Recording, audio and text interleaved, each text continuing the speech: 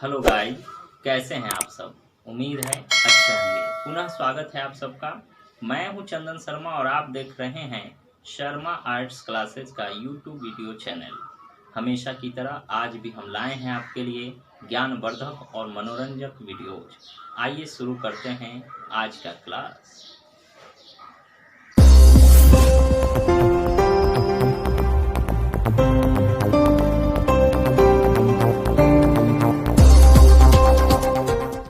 Hello छात्रों, कैसे हैं आप सब। उम्मीद है बहुत अच्छे होंगे। इस लॉकडाउन की अवधि में आप घर बैठे हमारे वीडियोस देख रहे होंगे।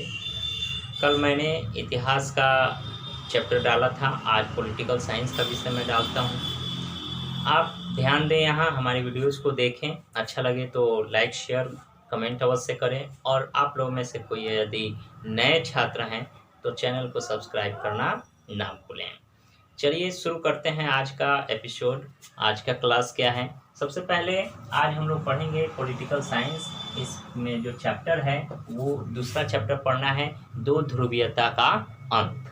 दो ध्रुवीयता जैसे ही नाम से वाकिफ है, इसके बारे में हमने इस चैप्टर से संबंधित एक और दो वीडियो हम बना चुके हैं पूर्व में, जो इसी चैनल के प्लेलिस्ट में है ना, पॉलिटिकल साइंस 12th नाम के प्लेलिस्ट में वीडियो मौजूद है।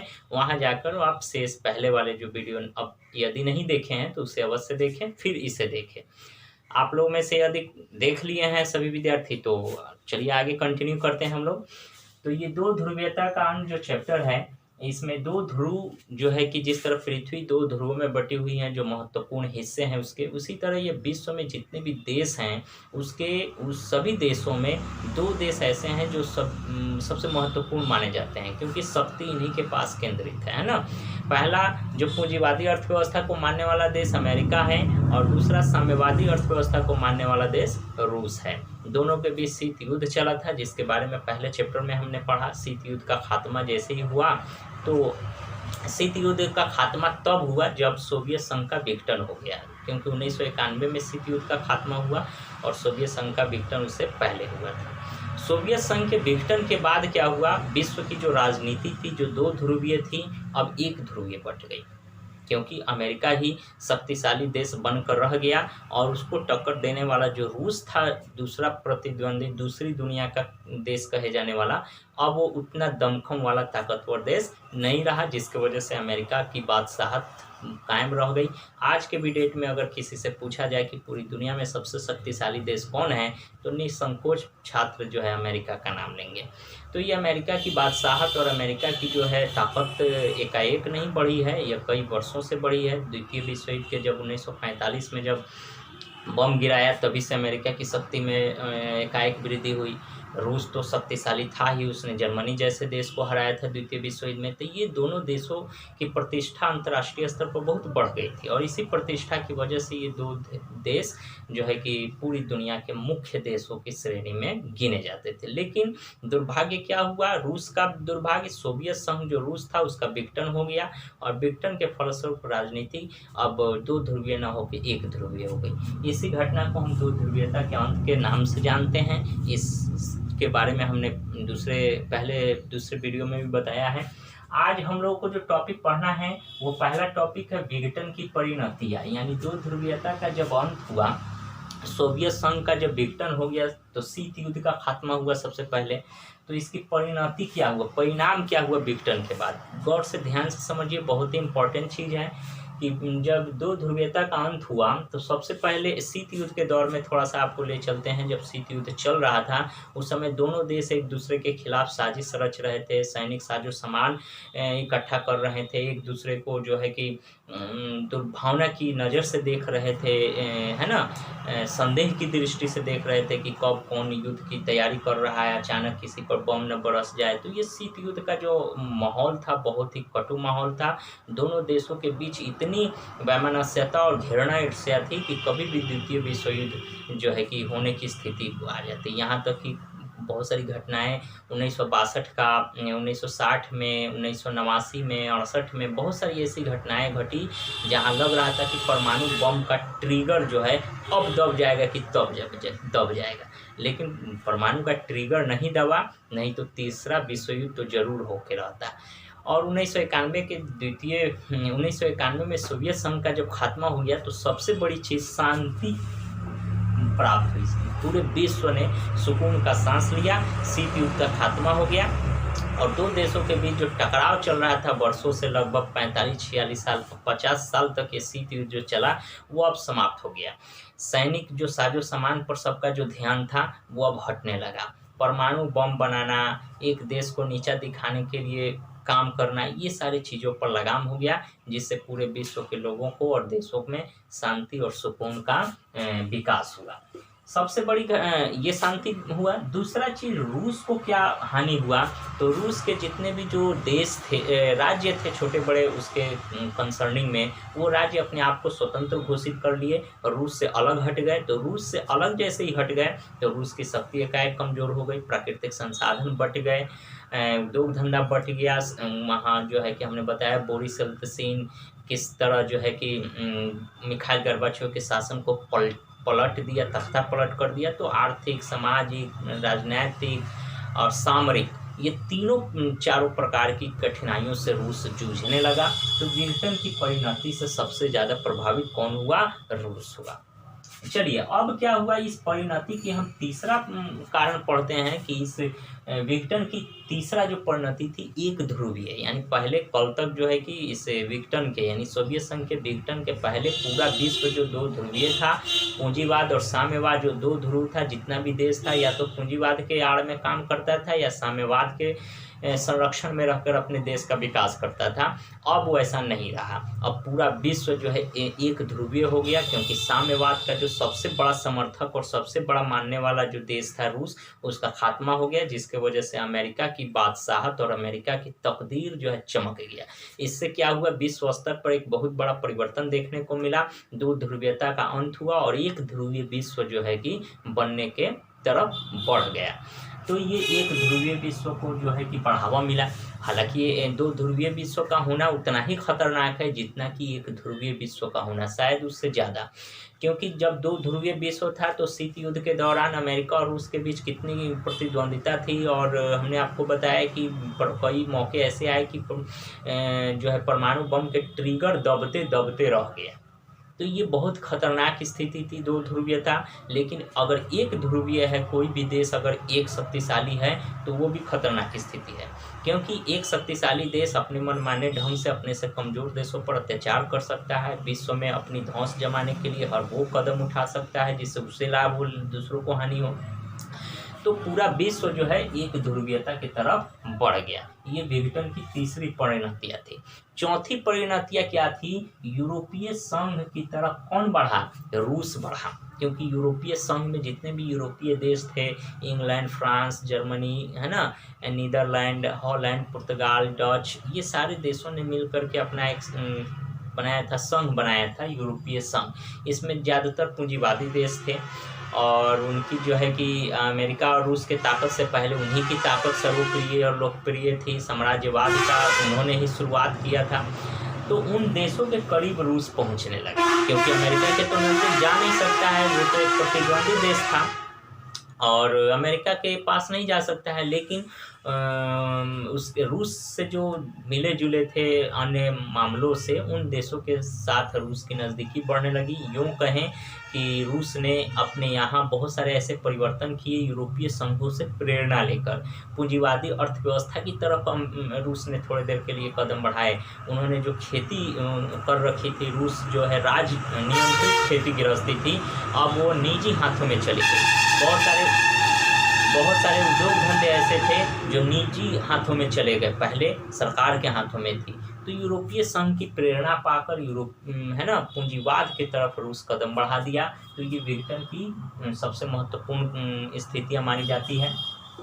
विघटन की परिणतियों में कुछ और भी परिणतियां हैं, है ना, जैसे यूरोपीय संघ के जो बड़े बड़े देश थे, है ना, उन देशों से रूस सहयोग ले रहा था और वहाँ के जो बड़े बड़े अर्थशास्त्री थे, वहाँ के बड़े बड़े रणनीतिकार थे, उन लोगों के सहयोग से रूस अपने यहाँ व्यवस्थाएं कर रहा था, औद्योगिक विकास कर रहा था और भी अपने यहाँ क्षेत्रों में जो महत्वपूर्ण आमूल चूल परिवर्तन था उन लोगों के सहयोग से कर रहा था। मतलब अप्रत्यक्ष रूप से देखा जाए तो रूस जो है थोड़ी देर के लिए उसने पूंजीवाद की तरफ अपना कदम बढ़ाया विघटन के फलस्वरूप उसने देखा कि साम्यवाद में रहते हुए हमने बहुत घाटे उठाए हैं, इसलिए कुछ चीज़ों में हमें परिवर्तन, हाँ ऐसा नहीं है कि वो पूंजीवाद ही अपना लिया पूर्ण रूप से, ऐसा भी नहीं है, लेकिन हाँ उसने बहुत सारे कदम ऐसे किए जो पूंजीवाद के तरफ इशारा करते हैं, ऐसे उसने कार्य किए। चलिए अब आगे हम लोग बात करते हैं, ये टॉपिक हम लोग का हो गया। अगला टॉपिक है साम्यवादी शासन के बाद उसने कुछ नीतियाँ अपनाई, क्योंकि जब यानी सोवियत, हमने अभी बताया कि सोवियत संघ के विघटन के फलस्वरूप उसने पूंजीवाद की तरफ कदम बढ़ाया। कहने का मतलब उस साम्यवाद का थोड़ा सा प्रभाव कम हुआ। तो साम्यवादी शासन के बाद उसने सबसे महत्वपूर्ण जो काम किया अपने यहाँ, एक उपाय अपनाया, एक ऐसी उपाय अपनाया जिसका नाम जो है शॉक थेरेपी के नाम से जाना जाता है। शॉक थेरेपी को, ये इंग्लिश है, शॉक का मतलब होता है झटका देना, थेरेपी का मतलब होता है इलाज करना, यानी झटका देके या आघात पहुंचा के उपचार करना, इसका फुल है, हम यहाँ लिख दिए, आघात पहुंचाकर इलाज करना, उसको हम शॉक थेरेपी कहते हैं, ठीक है। तो साम्यवादी शासन के बाद रूस ने अपने यहाँ शॉक थेरेपी को अपनाया, आघात पहुंचाकर इलाज करने की व्यवस्था अपनाया, क्योंकि बहुत सारे उद्योग धंधे जर्जर अवस्था में पहुंच चुके थे, तो उसको जो बूस्टअप करके उसे झटका देके फिर से जो है कि विकास के रास्ते पर ले जाने का प्रयास किया। इसमें बहुत सारे ऐसे नीति उसने अपनाए जिसके वजह से उसे लाभ की जगह हानि भी उठाने पड़े थे। इसी वजह से इस घटना को हम शॉक थेरेपी के नाम से जानते हैं। असल में ये शॉक थेरेपी जो शब्द है ये किसने दिया था? वर्ल्ड बैंक ने, है ना। वर्ल्ड बैंक, विश्व बैंक और अंतर्राष्ट्रीय मुद्रा कोष IMF, अंतर्राष्ट्रीय मुद्रा कोष और वर्ल्ड बैंक, ये दोनों जो है अंतर्राष्ट्रीय संगठन है। हालांकि इस पर वर्चस्व पूंजीवादी देशों का ज़्यादातर है। तो इन्हीं ने मिल करके जो है कि शॉक थेरेपी, मतलब रूस ने जो नीति अपनाई या जो पॉलिसी अपनाई विघटन के बाद, तो उस पॉलिसी का नाम रूस अपने हिसाब से जो रखा था, लेकिन उसको जो है एक उपमा देने का काम वर्ल्ड बैंक और IMF ने किया, जो उपमा था शॉक थेरेपी, आघात पहुंचाकर इलाज करना। इसमें क्या हुआ शॉक थेरेपी में कि रूस ने अपने बहुत सारे मिल्कियत, जहाँ था, मिल्कियत का मतलब जिस पर राज्य का नियंत्रण था, उसे निजी हाथों में सौंपने का काम किया। यहाँ तक कि उद्योग धंधा, खेती गृहस्थी, बहुत सारे ऐसे क्षेत्र थे जहाँ राज्य के अधीन थे वर्षों से, लेकिन अब वो निजी हाथों में चले गए। बड़े बड़े फार्म जो थे वो निजी हाथों में चले गए, उद्योग धंधे थे जो निजी हाथों में चले गए। तो शॉक थेरेपी के वजह से अर्थव्यवस्था को बाहरी व्यवस्थाओं की लाभ लेकर उसे बढ़ाया गया, लोगों का सहयोग लिया गया। IMF, वर्ल्ड बैंक, यूरोपीय संघ, इन सभी का सहयोग लेकर के अपने यहाँ रूस ने अर्थव्यवस्था के विकास के लिए उपाय किया। उसने क्या किया कि मुक्त व्यापार को शुरू किया। मुक्त व्यापार का मतलब देखा कि साम्यवाद के शासन के बाद अब मुक्त व्यापार दिया जाए, फ्री ट्रेड, लोगों को जो है व्यापार व्यवसाय करने की छूट दी जाए। वो व्यापार व्यवसाय जो कल तक केवल राज्य करता था, राज्य के अधीन रहकर लोग करते थे, अब आम व्यक्ति भी मुक्त व्यापार के तहत व्यापार व्यवसाय के क्षेत्र में आने लगे। तो ये साफ दर्शाता है कि रूस थोड़ा कदम अपना पूंजीवाद की तरफ बढ़ाया। तो ये किस तहत? शॉक थेरेपी के तहत अपनाया। उसके अलावा उसने मुक्त व्यापार को बढ़ावा दिया, वित्तीय खुलापन दिया, मुद्रा को, आपसी परिवर्तनता को बढ़ावा दिया। पश्चिमी मुल्कों से, जो पश्चिमी देश थे पूंजीवादी देश, उससे उसने नज़दीकी बढ़ाई। इससे क्या हुआ कि पूंजीवादी देश, जो नेता कल तक साम्यवाद का विरोध कर रहे थे, अब इसी साम्यवादी देशों के रणनीतिकार बन बैठे। इसी रूस के अर्थव्यवस्था के विकास के लिए वो सजेशन, सलाह, सुझाव दे रहे थे। तो निश्चित तौर पर कहा जा सकता है कि रूस ने वो बहुत सारे उपाय किए, बहुत सारे यत्न किए कि किसी भी प्रकार हमारी अर्थव्यवस्था को बूस्टअप मिले, रनअप मिले। लेकिन साम्यवादी शासन के बाद जो है उसने बहुत प्रयास करने के बाद शॉक थेरेपी अपनाया, बहुत सारा इलाज किया, जिसके वजह से रूस की स्थिति ठीक हुई। लेकिन एक लंबे समय तक उसने लगभग 10 साल तक आर्थिक तंगी झेली, उद्योग धंधा बर्बाद होते देखा, खेती गृहस्थी कमज़ोर होते देखा, उत्पादन कम हुआ। बहुत सारी ऐसी घटनाएं हुई जो रूस की मनोबल को तोड़ने का काम किया। लेकिन फिर बाद में क्या हुआ, 2000 ईस्वी में रूस ने फिर से अपने आप को खड़ा किया। उसने अपने प्राकृतिक संसाधनों का उपयोग करना शुरू कर दिया। आपने उद्योगों धंधों में कुछ ऐसे नीति बनाए जिसकी वजह से उद्योग धंधों का विकास मनमाफिक ढंग से हो पाया, और रूस की जो है कि माली हालत जो कल तक जो कमज़ोर थी वह फिर से पटरी पर लौट आई। लोगों को रोज़गार मिलने लगा, उत्पादन बढ़ने लगा, उद्योगों में प्रोडक्शन होने लगा, है ना। ये जो है कि व्यापार व्यवसाय को बढ़ावा मिला। इसके वजह से फिर से रूस अपनी पूर्व की स्थिति में, शायद उससे भी मजबूत स्थिति में आज के डेट में आ गया है, लेकिन इसके लिए उसने बहुत सारे दिन देखने पड़े उसे।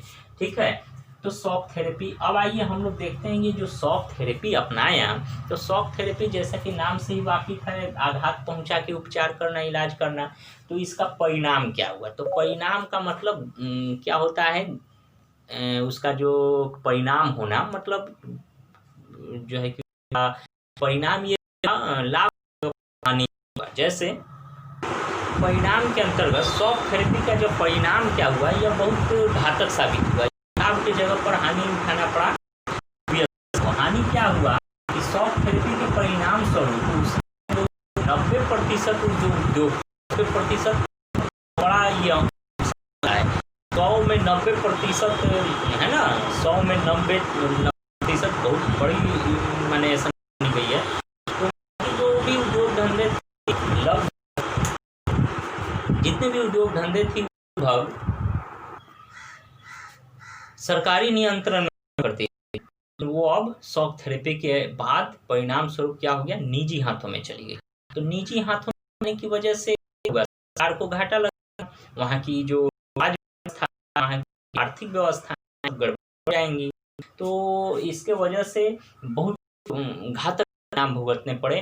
क्या किया कि वहाँ जितने भी उद्योग धंधे थे जो निजी पड़े हुए थे, जीर्ण शीर्ण अवस्था में जो उद्योग धंधे थे पड़े हुए, उन सभी उद्योग धंधों को बूस्टअप देने के लिए रूसी सरकार ने क्या किया, एक अधिकार पत्र जो है कि घोषित किया। अधिकार पत्र घोषणा करके लोगों को बताया कि आप अपना कुछ रुपए दे करके इस उद्योग को खरीद सकते हैं, विपत्तियां जो वाले हैं, है ना, और इस उद्योग के हिसाब से चला सकते हैं। इसमें सरकार की मंशा नहीं उसे डिस्टर्ब करने की।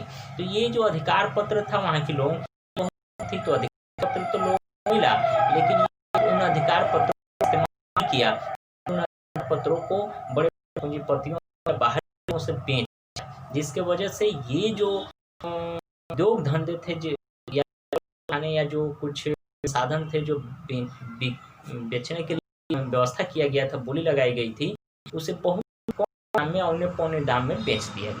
जो करोड़ों का जो सामान लाखों में बेच दिया गया, जो लाखों का सामान था उसे हजारों में बेच दिया गया। इस वजह से सरकार के पास 90% कुछ बेचेगी, पैसा तो जरूर आएगा, तो उसके पास पैसा तो आ गया जरूरत भर, लेकिन ये पैसा बहुत ही चीजों को बाद आया था, तो बहुत आर्थिक संकट का सामना करना पड़ा। इस घटना को हम लोग इतिहास की सबसे बड़ी गराज इतिहास बड़ी गराज पर अगर इतनी लिखे आ जाता है, बड़ी कह सकते हैं 90% उद्योग जो राजतंत्री थी, सरकार में थी, अब वो निजी जाने की से औने पौने दामों में बेच दिया गया।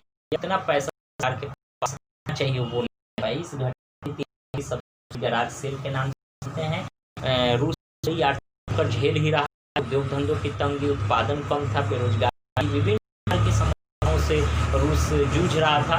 तो ऐसे में वहाँ की जो मुद्रा है, कोई भी देश जब आर्थिक संकट से गुजरता है तो वहाँ के मुद्रा क्या होता है ना, एवेल्युएशन होता है। रूस की जो मुद्रा है रूबल, यानी भाव हो गया, मतलब उसका मूल्य तो कम हो गया अंतर्राष्ट्रीय स्तर पर, अंतर्राष्ट्रीय बाजार लाख दर्शाता कि रूस की हालत की स्थिति बहुत कम हो गई। तो वजह से क्या हुआ, जीडीपी आप लोग जानते हैं, इसको हम इंग्लिश में पूरा फुल नेम है ग्रोथ डोमेस्टिक प्रोडक्ट भी कहते हैं, घरेलू का ये वर्ड तो बहुत गिर गई। अब देखिए आपको आश्चर्य होगा ये जानकर कि 1989 में सोवियत संघ के विघटन के पहले 1991 में विघटन हुआ, उसके साल पहले 1989 में रूस का जितना जीडीपी और इसके 10 साल बाद इसमें 10 साल अगर जोड़ दीजिए तो कितना 1999 में इसका जीडीपी बढ़ना चाहिए कि घटना चाहिए? बिल्कुल बढ़ना चाहिए। 89 के बाद 90 बढ़ना है, 91 में हर साल 10 साल बढ़ता है, हर तिमाही बढ़ जाता है। इस 10 साल एक लंबी अवधि के बाद जब आकलन किया गया तो 1989 में जीडीपी था, उससे कम जीडीपी 1999 में दर्ज किया गया। तो अनुमान लगा कि कितना मैंने डिप्रेशन में गया, कितनी घोर की तरफ और की तरफ रूस बढ़ गया, जिसकी वजह से जीडीपी वहाँ बहुत कमजोर हो गई, आर्थिक नुकसान हुआ। वहाँ समझिए सब कुछ तहस बर्बाद, हर विध्वंस ही नजर आ रहा था। तो इतना परिणाम कर दिया। डिक्टन की परिणति और थेरेपी जो है इतना कठिन अपना घातक देगा, किसी की उम्मीद नहीं। इसके वजह से और भी समाज में विभिन्न प्रकार की समस्याएं होने लगी, जैसे कि समाज में जो लोग बेरोजगार हो गए, देश का उत्पादन कमजोर हो गया, उद्योग धंधा बंद होने लगा, विभिन्न प्रकार के लोग क्या करे नहीं करे कर्तव्य मूढ़ होने लगे। तो में सारे ऐसे लोग थे जो जराइम पेशा वर्गों को, जराइम पेशा वर्ग का मतलब होता है माफिया वर्ग बन रहे, बस काम तो था नहीं, पैसा था नहीं, उत्पादन का कोई तरीका था ही नहीं। तो वो जो धनी लोग उन्हें वो लूट लगे, उन्हें वो दबाने लगे, उनसे पैसे लगे, चोरी चकारी करने लगे, अपहरण, किडनैपिंग, मार खसोट करने लगे। यानी समाज में ऐसे लोगों का होता है। तो देखिए कि वो राजा पतन होने के कारण तो रूस पर हालत गई थी, मैं था जब पेशा वर्गों का उदय हो गया।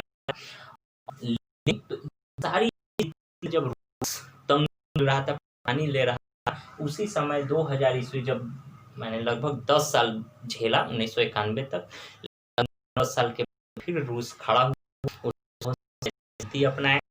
आइए वर्ल्ड बैंक जैसे पीछे हमने यूरोपीय संघ, पश्चिमी तो उन लोगों से उसने कुछ सुझाव मांगे, जिसको अपने यहाँ इम्प्लीमेंट लागू किया।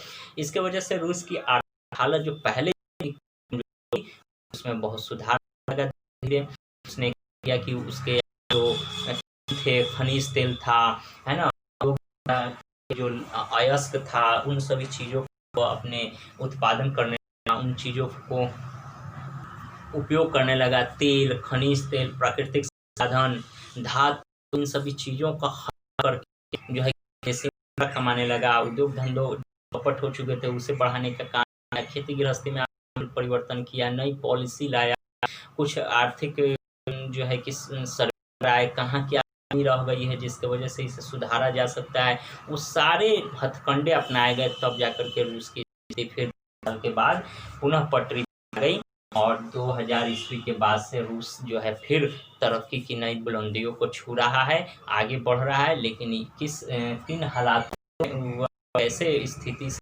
किया, उसकी कहानी प्रस्तुत करता है। या उम्मीद है या जो भी बताया समझ में आया। 2000 के बाद ये 2020 चल रहा है, इस साल से उसका जो है विकास दिन प्रतिदिन बढ़ता जा रहा है और फिर जो है वो उसी स्थिति में पहुंच गया है पहले था।